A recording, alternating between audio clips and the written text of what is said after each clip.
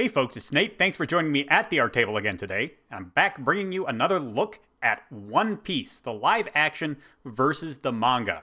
And again, for those who are just joining us, the purpose of this series is to examine the differences between the live action and the source material. Not necessarily to critique the adaptation per se, or to say which one is better, but to examine the differences and attempt to get insight into the art of storytelling by comparing these two stories that are very similar and are intended to be very similar, but see what we can glean from the differences.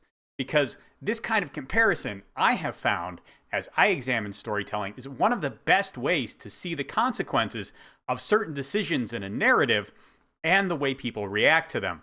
So, that said, let's get into it. I'm not going to recap anything here. If you want to see my thoughts on the previous episodes, they're available here on this channel. And if you haven't watched the series, I don't intend to do a complete recap because that's really not the point of this series. I'm just analyzing specific choices that result in interesting differences between the two incarnations of the story. So, let's start with the Zoro flashbacks.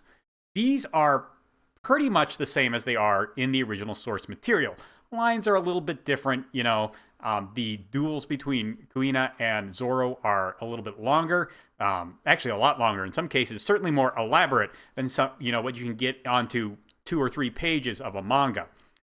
But all in all, beat for beat, they are essentially the same. They show us the same character with the same motivations and the same conflicts. So really, what is significant here is where they are placed in the story. And it's a bit of an odd choice to put them here. This is probably as soon as you could work them in if you weren't going to do them in Shellstown with the Axe-Hand Morgan story, which I believe is where they are in the manga. And more or less, the context of the flashback doesn't change much about the flashback itself, how we understand it. The fact that Zoro is trapped at the bottom of a well rather than tied up by Axe-Hand Morgan changes very little. He is still essentially isolated and unable to move about. What's interesting about this placement is that it kind of steals the spotlight from Usopp. And I don't think it's intended to do that. But that is a unfortunate side effect of placing it here at this point in the story. This results in Usopp's... This is really... The events in Syrup Village with Captain Kuro are most of Usopp's backstory. They represent the events that kind of shape him as a character and set him out on his path to piracy. We don't really see a whole lot to indicate that Usopp himself wants to be a pirate, at least in the live action. There are some hints in the manga. He has his own pirate crew, of course. But he didn't really seem invested in leaving the town until Luffy came along, because he's always been there waiting for Yasopp to come back. Basically, when Usopp's mother dies, he enters a holding pattern, and he doesn't really have any direction in his life until he meets Kaya, and Kaya kind of becomes his purpose. He looks after her. He kind of considers himself in charge of keeping her cheerful and healthy, even though she's not that healthy. Mainly because not because she has a particularly weak constitution by nature, but because she's being poisoned. The point is, Usopp doesn't have a lot of direction in life. What he does is he sees somebody he wants to be like in Luffy, and he kind of just tags along. And this whole story is the backstory that makes Usopp start to think about his life in this way. Adding the flashback that gives us the backstory of another character does kind of weaken this impact. Just a little bit. Because I think putting Zoro at the bottom of the well, cutting him off from the rest of the crew, kind of isolates this, and it doesn't pull the spotlight too much, but the placement and the timing just means it does eat up time and put beats between our getting to know Usopp. And again, I think the writers have done everything they can to reduce this effect, but you can't get rid of it entirely unless you move this flashback somewhere else. You couldn't put it back in Shellstown because then he'd be fighting with screen space with Luffy. You can't put it in the duel with Buggy because, again, we're still getting Luffy's backstory in that sequence as well. Neither one of those are ideal places to put his flashbacks then, because we want the spotlight there to be on Luffy. And Usopp doesn't have as much backstory to cover in flashbacks, so they were able to do it all in one episode, episode 3. All in all, this is the most logical place to put Zoro's flashback and give us a sense of who he is and why he does what he does. It just is kind of in tension with everything else. And you can't push it back another episode because episode 5 is Baratie, Eat at Baratie. You're starting to get into Sanji's backstory there. So you have to work it in somewhere. And Usopp just has to get the short end of the stick here. That's unfortunate. It is an effect of condensing the story. They didn't really have a whole lot of options to do that. I'm sure there was a very, tight episode limit. Netflix has not had the greatest reputation with these kind of live action adaptations before. And so they looked at it and they said, okay, we'll fund 8. And they spent a lot of money on those 8 episodes. There's only so much time to cover what they need to cover. And like Usopp, Zoro's backstory is not the biggest part of his character. Really, the Kuina part is all there is to know about Zoro until he joins the crew. All you really have to know.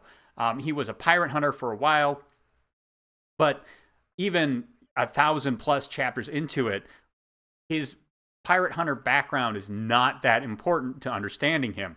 So there wasn't a whole lot of that the writers of this adaptation had to worry about when it comes to understanding his character. So it makes sense that they put it here. I just think that structurally, it is a little bit of an oddity here. And it does a little bit distract from the character who we're supposed to be getting to know in this sequence. But you had to get to know 2 characters in this sequence instead of just one, as in the original source material. So there's only so much they could do. Again, this is not a good thing or a bad thing. It is... Well, it might be a little bit of a bad thing, just because you do have that weird tension in episode 4. And that can take you out of the experience. I didn't find too much to worry about it, but I think something that would have really helped me here is that I would have liked to see the obstacle Zoro had to overcome a little more thematically tied to who he was before he joined the Straw Hats. They throw him in the bottom of a well, and that's not... him climbing up kind of, I suppose, is supposed to represent him trying to climb to the top of the swordsmanship world. That's the only thing I can think of why they put it there. I would have liked something a little more tied into the flashbacks we were getting. We could get some sense of these memories that Zoro is reliving at the bottom of the well, or in whatever other predicament he's in, actively influencing his state of mind as he tries to get out. As it is, it just seems like he wakes up, he refocuses on his goal, and that drives him to climb out, even though we see him failing to climb. It could have worked a little bit better. There could have been a more natural progression to that, I think. But it worked well enough for what we got. Another thing that is added to the Syrup Village sequence that wasn't there before is Kobe. And Kobe is added to a lot in this season where he wasn't before. And some of these additions are okay, and I don't have a problem with them. His addition to Syrup Village does nothing. It doesn't do anything at all. And what I mean by that is basically all he serves to do is extract Luffy from the house so that Kuro can't kill him when he wants to. And Kobe, his character, is not developed at all by this. It feels very coincidental and lucky for Luffy to get saved this way. And as I said before, this shrinks the world. Instead of going off and doing his own thing for quite some time, like 6 months to a year, while Luffy is out having his own adventures, and then they re-meet in the aftermath of the Water 7 saga, Kobe meets Luffy again maybe a week and a half after they met. It doesn't feel very satisfying for a number of reasons. Kobe hasn't grown any. He doesn't really behave very differently from the way he did before. He doesn't get any new insight as a character. He doesn't develop a new perspective or moral fortitude because of his meeting with Luffy here. He just meets Luffy and lets him go. I don't think that serves the character very well, and it looks very convenient for the purposes of moving the story forward. So, again, it's hard to tell what else they could have done here, because I don't know exactly what they were originally intending this bit for. It's live action original, and honestly, I would have just cut it, except they needed to get Luffy out of that house. I think you could have continued to show Kobe in doing his own thing while Luffy is having his adventure in Syrup Village. Again, there was that series of first page shorts that told us what Colby and Helmeppo were doing during the Arlong Park saga. So this certainly has precedent in the manga.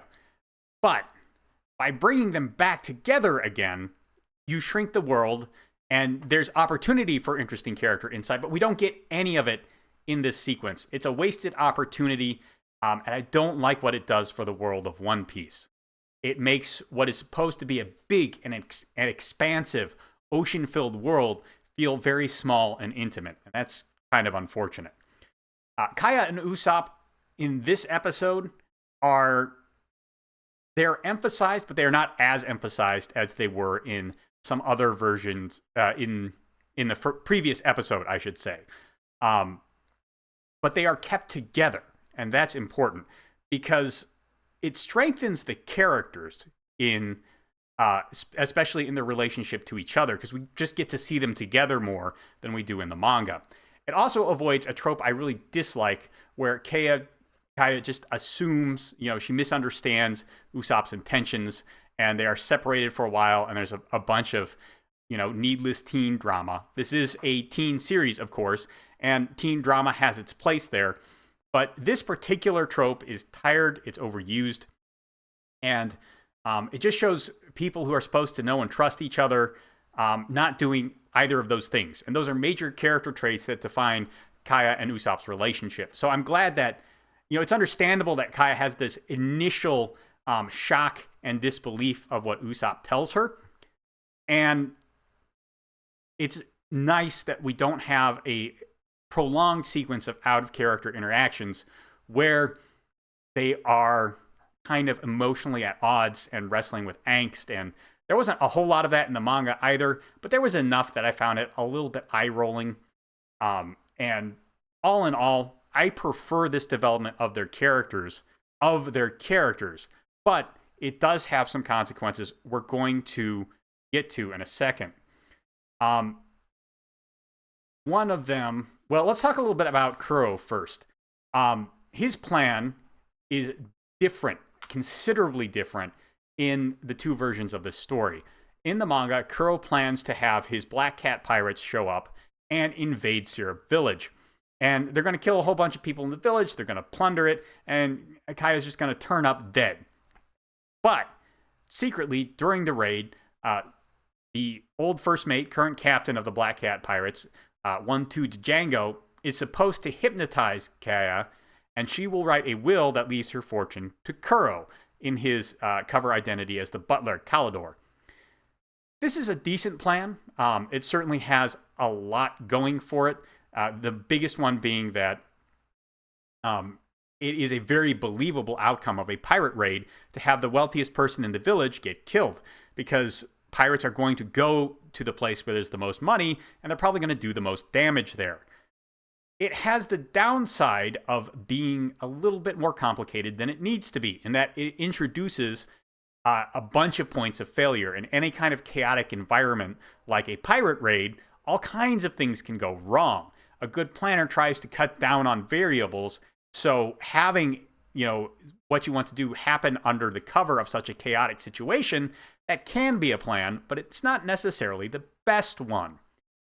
Unfortunately, I'm not sure exactly what Kuro's plan was in the live action. We know that Kuro was poisoning Kaya all through his tenure there. In the live action, Bucci and the other cat, the one who is the maid, whose name escapes me here, were part of the staff. They were at the villa along with Kuro. That's not the case in the manga, it was just Kuro undercover in Kaya's mansion. So Kuro was working to poison Kaya in the live action. I don't remember if that was an element of the manga. I believe she was just supposed to have suffered a chronic illness as a result of the shock of her parents' death.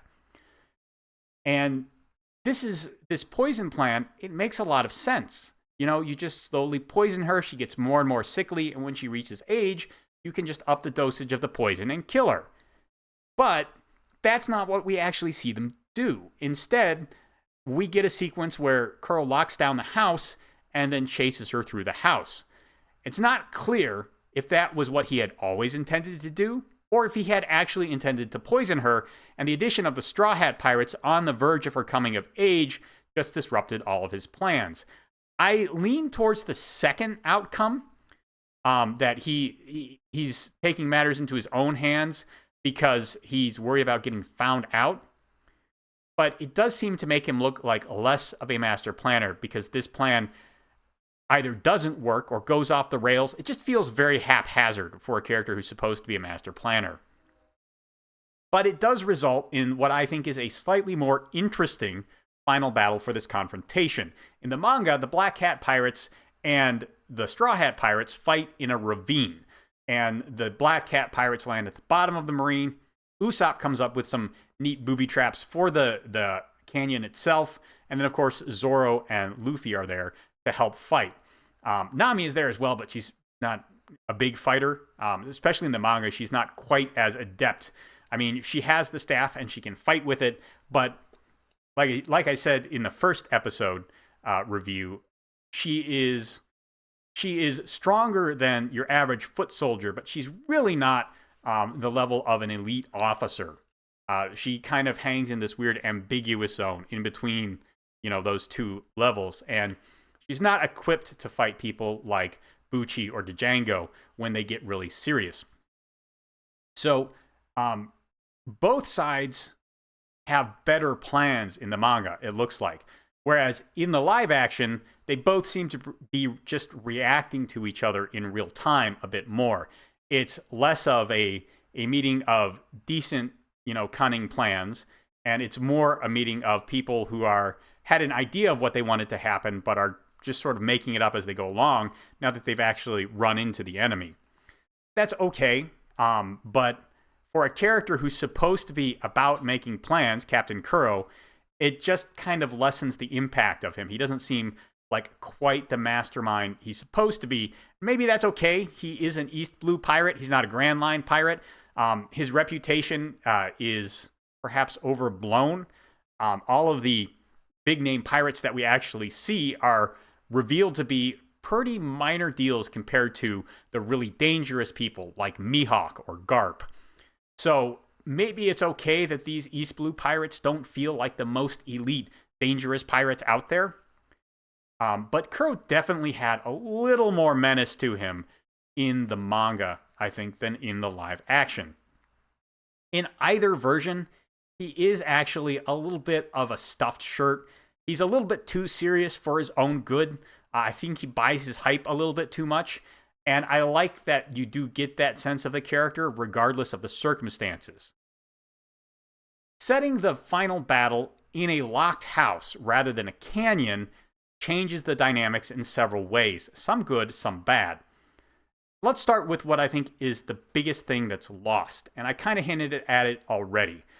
By setting everything in Kaya's house, by keeping Usopp and Kaya together, you create some holes. The biggest one is that as it's presented in the live action, Kuro gets right up to Kaya and has an opportunity to kill her, but he doesn't, even though that's what he's there to do. Now, you might say that he was, obviously what it boils down to is monologuing, a la Incredibles, right?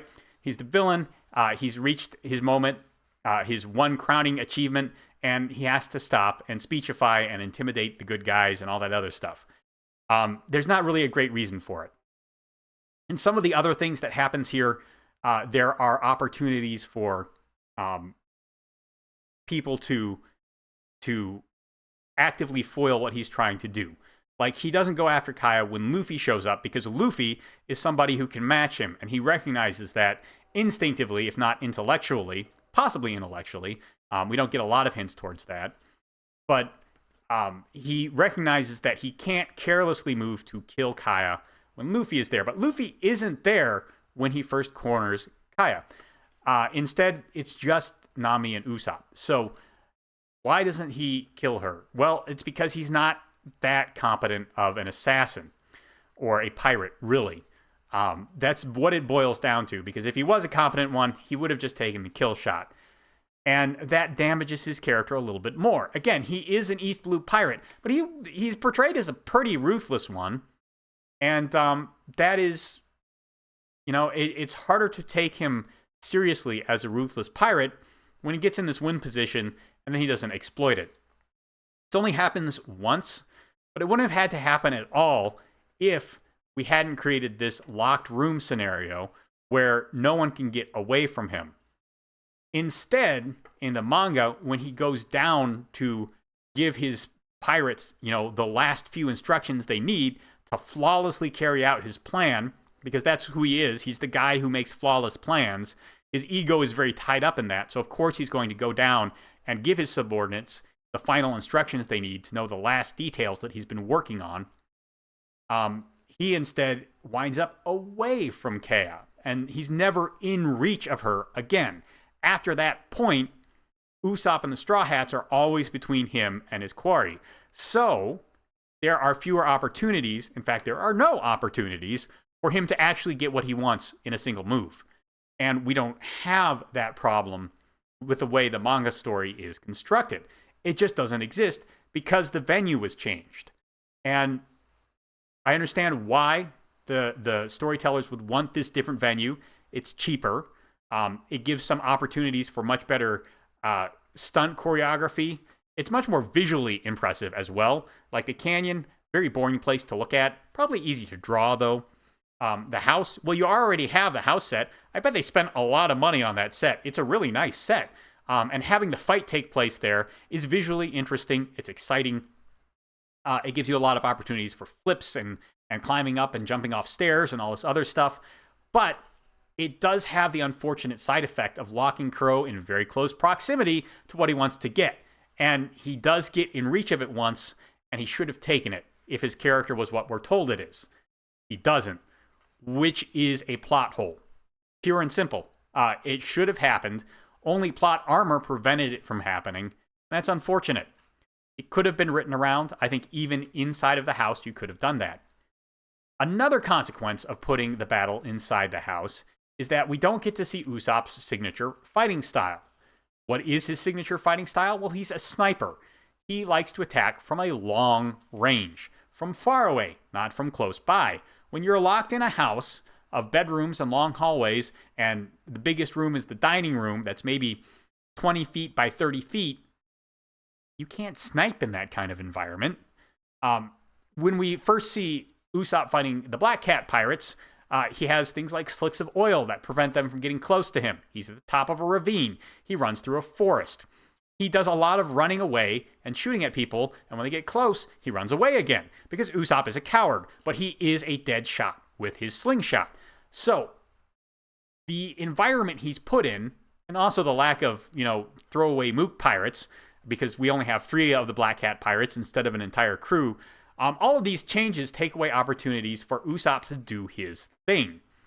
And this is Usopp's introductory story. That's not ideal either. We're missing opportunities to develop Usopp through action and through character. And again, I understand why they would make the choices they did, but they change his development, and he becomes the most underdeveloped character in this series. I have watched all 8 episodes at this point, and I can say that with a great deal of confidence now. We had a better idea of who Usopp was, how his thought processes worked, and what his various motivations were, how they conflicted with each other and tended to play out in action sequences. All of that was much clearer by the end of East Blue in the manga than it is by the end of live action season 1. And you're going to lose character development for characters in such a condensed version of the story. But these are the opportunities. These were the moments that defined Usopp's character originally. And when you change them and take out those moments, you're left with an underbaked character. And there's going to be some opportunities to build some of that up in upcoming episodes, and they take advantage of them to the extent they're able. But by the time you reach Arlong Park, you really need to understand a lot about Usopp to understand his fight with Chu. And we're not there, I don't think, when we actually get to Arlong Park. More on that when we get to that episode. What are the good things about putting the fight in the house? Well, as I already said, it's a really great place for a fight. We get to see a lot of cool things on both sides. We see the Black Cat pirates take advantage of the terrain.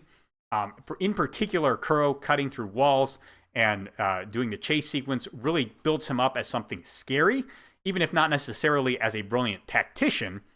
It establishes him as a real danger and a threat.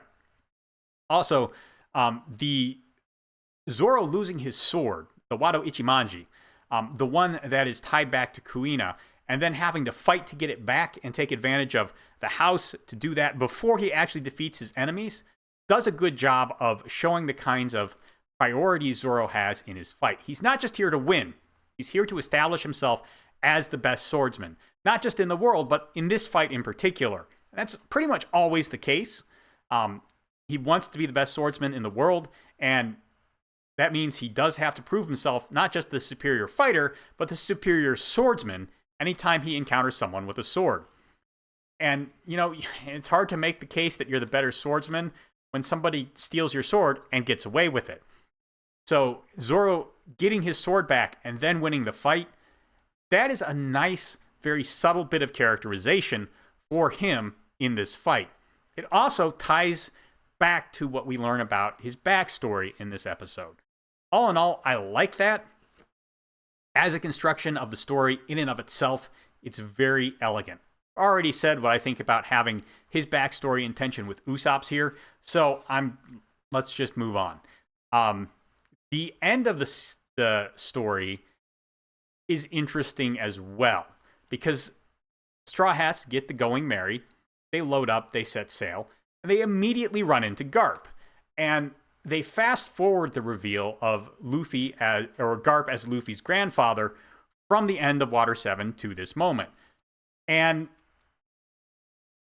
I don't think that's a problem, actually.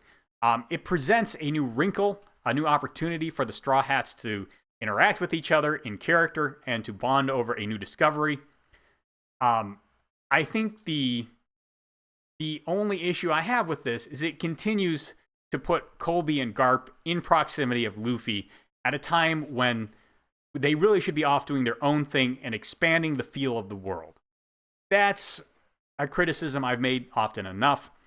So as a beat here, it's fine. I don't think this particular confrontation accomplishes very much other than setting up that bit of tension and, of course, introducing a new power for Luffy. But that is all stuff that happens in episode 5. So for now, let's just leave that where it is. All in all, I think this episode does a good job putting a capstone on Kuro, who is a fairly lackluster villain, in my opinion, in the East Blue Saga. And it does a good job setting up a lot of the character elements that are going to be most important in the second half of the story. We've gotten a lot of Nami's internal tension explored in this episode. Episodes 3 and 4, I suppose. And we've gotten Usopp, who is a foil in a lot of ways to Luffy's optimism. He is the negative character. He is the most concerned with potential negative outcomes. And we see some of that here as well. I still think we don't see enough of his rank cowardice. In fact, by setting up the confrontation with Kuro in this locked house, almost horror movie-esque vibe, we tone down the sense of his cowardice in this episode. Because everybody's scared of Kuro. Or at least everybody that he's with, Luffy and Zoro are not scared of Kuro, but they're not available for a lot of that horror movie sequence there in the middle of the episode.